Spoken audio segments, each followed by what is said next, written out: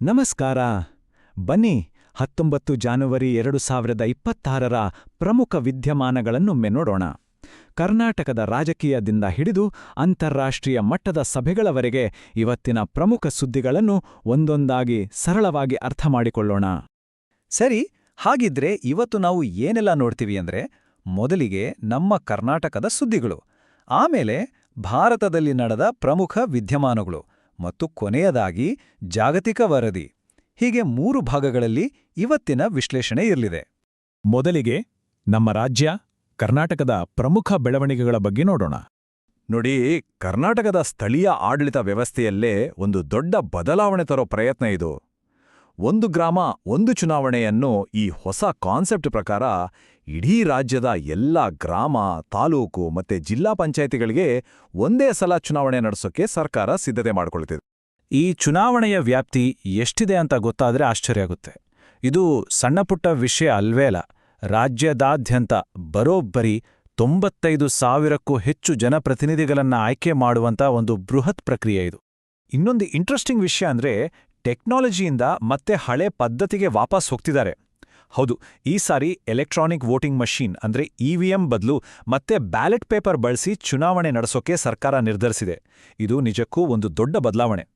ಸರಿ, ರಾಜಕೀಯದಿಂದ ಈಗ ಕೃಷಿ ಕ್ಷೇತ್ರದ ಕಡೆಗೆ ಬರೋಣ. ಇಲ್ಲೊಂದು ಖುಷಿ ಸುದ್ದಿ ಇದೆ. ಪ್ರಧಾನಮಂತ್ರಿ ಫಸಲ್ ಬಿಮಾ ಯೋಜನೆಯನ್ನ ನಮ್ಮ ರಾಜ್ಯದಲ್ಲಿ ತುಂಬಾನೇ ಯಶಸ್ವಿಯಾಗಿ ಜಾರಿಗೆ ತಂದಿದ್ದಕ್ಕೆ ಕರ್ನಾಟಕಕ್ಕೆ ರಾಷ್ಟ್ರಮಟ್ಟದಲ್ಲೇ 2ನೇ ಸ್ಥಾನ ಸಿಕ್ಕಿದೆ. ಇದೊಂದು ದೊಡ್ಡ ಸಾಧನೆ. ಹಾಗಿದ್ರೆ ಈ ಯೋಜನೆಯಿಂದ ರೈತರಿಗೆ ಎಷ್ಟು ಅನುಕೂಲ ಆಗಿದೆ? ಅಂಕಿ ಸಂಖ್ಯೆಗಳೇ ಅದಕ್ಕೆ ಉತ್ತರ ಕೊಡುತ್ತೆ. ನೋಡಿ, ಕೇವಲ 2024-25ನೇ ಸಾಲಿನಲ್ಲಿ ನಮ್ಮ ರಾಜ್ಯದ 11.85 ಲಕ್ಷ ರೈತರಿಗೆ ಬರೋಬ್ಬರಿ 2,094 ಕೋಟಿ ರೂಪಾಯಿ ವಿಮಾ ಪರಿಹಾರ ಸಿಕ್ಕಿದೆ. ಈಗ ಇತಿಹಾಸದ ಪುಟಗಳತ್ತ ಒಮ್ಮೆ ತಿರುಗೋಣ. ಗದಗ ಜಿಲ್ಲೆಯ ಪ್ರಸಿದ್ಧ ಲಕ್ಕುಂಡಿಯಲ್ಲಿ ಉತ್ಖನನ ನಡೆಸುವಾಗ ಸುಮಾರು 300 ವರ್ಷಗಳಷ್ಟು ಹಳೆಯದಾದ ಕೆಲವೊಂದು ಅಮೂಲ್ಯ ವಸ್ತುಗಳು ಪತ್ತೆಯಾಗಿವೆ. ಇದರಲ್ಲಿ ಸರ್ಪದ ಚಿತ್ರ ಇರೋ ಅವಶೇಷ, ಒಂದು ತಾಮ್ರದ ಗಂಟೆ, ಹಾಗೆ ಒಂದು ಶಿವಲಿಂಗ ಕೂಡ ಸೇರಿದೆ. ಸರಿ, ಕರ್ನಾಟಕದ ವಿಷಯಗಳನ್ನ ನೋಡಿದ್ವಿ.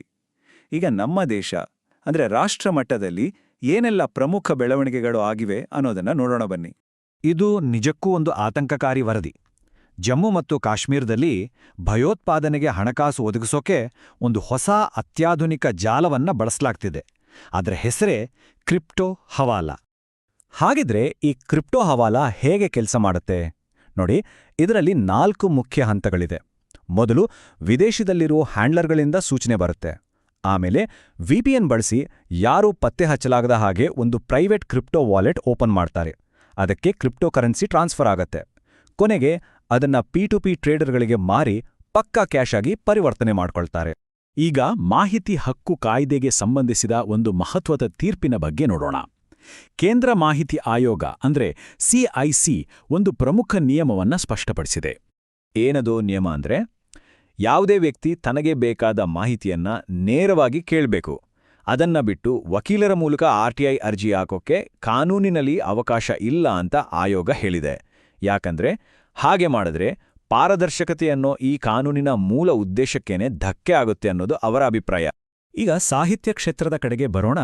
ತಮಿಳುನಾಡು ಸರ್ಕಾರ ಒಂದು ಹೊಸ ಸಾಹಿತ್ಯ ಪ್ರಶಸ್ತಿಯನ್ನ ಸ್ಥಾಪನೆ ಮಾಡಿದೆ. ಮುಖ್ಯಮಂತ್ರಿ MK ಸ್ಟಾಲಿನ್ ಈ ಬಗ್ಗೆ ಘೋಷಣೆ ಮಾಡಿದ್ದಾರೆ. ಈ ಪ್ರಶಸ್ತಿಯ ಹೆಸರು ಸೆಮ್ಮೊಳಿ ಸಾಹಿತ್ಯ ಪ್ರಶಸ್ತಿ. ಬಹುಮಾನದ ಮೊತ್ತ 5 ಲಕ್ಷ ರೂಪಾಯಿ. ಇದರ ವಿಶೇಷತೆ ಏನ್ ಗೊತ್ತಾ? ಕನ್ನಡ, ತಮಿಳು, ತೆಲುಗು, ಮಲಯಾಳಂ ಸೇರಿದಂತೆ ಹಲವು ಶಾಸ್ತ್ರೀಯ ಭಾಷೆಗಳಿಗೆ ಇದು ಅನ್ವಯ ಆಗುತ್ತೆ. ಅಷ್ಟೇ ಅಲ್ಲ, ಕೇಂದ್ರ ಸಾಹಿತ್ಯ ಅಕಾಡೆಮಿ ವಿಳಂಬ ಮಾಡ್ತಿದೆ ಮತ್ತು ರಾಜಕೀಯ ಹಸ್ತಕ್ಷೇಪ ಇದೆ ಅಂತ ಖಂಡಿಸಿ ಅದಕ್ಕೆ ಪರ್ಯಾಯವಾಗಿ ಈ ಪ್ರಶಸ್ತಿಯನ್ನ ಸ್ಥಾಪಿಸಲಾಗಿದೆ ಅನ್ನೋದು ಇಲ್ಲಿ ಗಮನಿಸಬೇಕಾದ ಅಂಶ. ಸರಿ, ಈಗ ಆರ್ಥಿಕ ಕ್ಷೇತ್ರದ ಕಡೆಗೆ ಗಮನ ಹರಿಸೋಣ. ಭಾರತದ ಆಟೋಮೊಬೈಲ್ ಇಂಡಸ್ಟ್ರಿ 2025ನೇ ಸಾಲಿನಲ್ಲಿ ಒಂದು ಹೊಸ ದಾಖಲೆಯನ್ನೇ ಬರೆದಿದೆ. ವಾಹನಗಳ ರಫ್ತಿನಲ್ಲಿ ಹೊಸ ಮೈಲಿಗಲ್ಲು ಸ್ಥಾಪಿಸಿದೆ. ಹಿಂದಿನ ವರ್ಷಕ್ಕೆ ಹೋಲಿಸಿದ್ರೆ ಈ ವರ್ಷ ವಾಹನಗಳ ರಫ್ತಿನಲ್ಲಿ ಬರೋಬ್ಬರಿ 24.1%ನಷ್ಟು ಹೆಚ್ಚಳವಾಗಿದೆ. ಅಂದ್ರೆ ಜಾಗತಿಕ ಮಟ್ಟದಲ್ಲಿ ನಮ್ಮ ದೇಶದ ವಾಹನಗಳಿಗೆ ಬೇಡಿಕೆ ಎಷ್ಟರ ಮಟ್ಟಿಗೆ ಹೆಚ್ಚಾಗಿದೆ ಅಂತ ಇದರಿಂದ ಸ್ಪಷ್ಟವಾಗುತ್ತೆ. ಹಾಗಿದ್ರೆ ಈ ರಫ್ತು ಮಾರುಕಟ್ಟೆಯಲ್ಲಿ ಸಿಂಹಪಾಲು ಯಾರದು? ಅದು ಮಾರುತಿ ಸುಜುಕಿ ಇಂಡಿಯಾ. ಹೌದು, ದೇಶದಿಂದ ರಫ್ತಾಗುವ ಒಟ್ಟು ಪ್ಯಾಸೆಂಜರ್ ಕಾರುಗಳಲ್ಲಿ 46% ಅಂದ್ರೆ ಸರಿಸುಮಾರು ಅರ್ಧದಷ್ಟು ಪಾಲು ಇದೇ ಕಂಪನಿಯದ್ದು. ಇನ್ನು ನಮ್ಮ ಕೊನೆಯ ವಿಭಾಗ ಅಂತಾರಾಷ್ಟ್ರೀಯ ಮಟ್ಟದಲ್ಲಿ ಏನೆಲ್ಲ ನಡೀತಿದೆ ಅನ್ನೋದ್ರ ಮೇಲೆ ಒಂದು ನೋಟ ಹರಿಸೋಣ. ಸ್ವಿಟ್ಜರ್ಲೆಂಡ್ನ ದಾವೋಸ್ನಲ್ಲಿ ಪ್ರತಿ ವರ್ಷ ನಡೆಯುವ ವಿಶ್ವ ಆರ್ಥಿಕ ವೇದಿಕೆಯ ಸಭೆ ಆರಂಭವಾಗಿದೆ. ಇಲ್ಲಿಗೆ 64 ದೇಶಗಳ ಮುಖ್ಯಸ್ಥರು ಸೇರಿದಂತೆ 3,000ಕ್ಕೂ ಹೆಚ್ಚು ಗಣ್ಯರು ಬಂದಿದ್ದಾರೆ. ಭಾರತದಿಂದಲೂ 100ಕ್ಕೂ ಹೆಚ್ಚು ಪ್ರತಿನಿಧಿಗಳ ತಂಡ ಭಾಗವಹಿಸಿದೆ. ಪ್ರಮುಖವಾಗಿ ಭಾರತದ ಆರ್ಥಿಕತೆ, ಉಕ್ರೇನ್ ಮತ್ತು ಗಾಜಾ ಬಿಕ್ಕಟ್ಟಿನ ಬಗ್ಗೆ ಚರ್ಚೆ ನಡೀತಿದೆ. ಈಗೊಂದು ದೊಡ್ಡ ರಾಜತಾಂತ್ರಿಕ ವಿವಾದದ ಬಗ್ಗೆ ನೋಡೋಣ. ಗ್ರೀನ್ಲ್ಯಾಂಡ್ ವಿಚಾರವಾದಿ ಅಮೆರಿಕ ಹಲವು ಐರೋಪ್ಯ ದೇಶಗಳ ಮೇಲೆ 10% ಹೆಚ್ಚುವರಿ ಸುಂಕ ಅಂದ್ರೆ ಟ್ಯಾರಿಫ್ ಹಾಕೋದಾಡಿ ಘೋಷಿಸಿದೆ. ಇದು ಯುರೋಪ್ ರಾಷ್ಟ್ರಗಳನ್ನ ಕೆರಳಿಸಿದೆ. ಈ ಸುಂಕದಿಂದ ನಮ್ಮ ಸಂಬಂಧಗಳು ಹಾಳಾಗುತ್ತೆ ಅನ್ನೋದವರ ವಾದ. ಈ ಬಗ್ಗೆ ಬ್ರಿಟನ್ ಪ್ರಧಾನಿ ಕಿಯರ್ ಸ್ಟಾರ್ಮರ್ ತಕ್ಷಣವೇ ಪ್ರತಿಕ್ರಿಯೆ ನೀಡಿದ್ದಾರೆ. ಮಿತ್ರ ರಾಷ್ಟ್ರಗಳ ಮೇಲೆಯೇ ಸುಂಕ ಹಾಕೋದು ಒಂದು ತಪ್ಪು ನಿರ್ಧಾರ ಅಂತ ಅವರು ಖಂಡಿಸಿದ್ದಾರೆ. ಇದೇ ರೀತಿ ಫ್ರಾನ್ಸ್ ಅಧ್ಯಕ್ಷ ಇಮ್ಯಾನ್ಯುಯಲ್ ಮ್ಯಾಕ್ರನ್ ಕೂಡ ಖಾರವಾಗೇ ಪ್ರತಿಕ್ರಿಯಿಸಿದ್ದಾರೆ. ಈ ಹೆಚ್ಚುವರಿ ಸುಂಕ ಹಾಕೋ ಕ್ರಮವನ್ನ ಒಪ್ಪುಕೊಳ್ಳೋಕೆ ಸಾಧ್ಯವೇ ಇಲ್ಲ, ಇಂಥ ಬೆದರಿಕೆಗಳಿಗೆ ನಾವು ಬಗ್ಗೋದಿಲ್ಲ ಅಂತ ಸ್ಪಷ್ಟಪಡಿಸಿದ್ದಾರೆ. ಈ ಎಲ್ಲ ಬೆಳವಣಿಗೆಗಳು ನಮ್ಮುಂದೆ ಒಂದು ಗಂಭೀರ ಪ್ರಶ್ನೆಯನ್ನ ಇಡುತ್ತೆ. ಅಂತಾರಾಷ್ಟ್ರೀಯ ರಾಜಕೀಯದಲ್ಲಿ ಆರ್ಥಿಕ ಒತ್ತಡ ತಂತ್ರ ಅನ್ನೋದಕ್ಕೂ, ಕೆಲ ನಾಯಕರು ಆರೋಪಿಸುತ್ತಿರುವ ಹಾಗೆ ಬ್ಲ್ಯಾಕ್ಮೇಲ್ ತಂತ್ರ ಅನ್ನೋದಕ್ಕೂ ನಡುವೆ ಇರುವ ಆ ತೆಳುವಾದ ಗೆರೆ ಎಲ್ಲಿದೆ?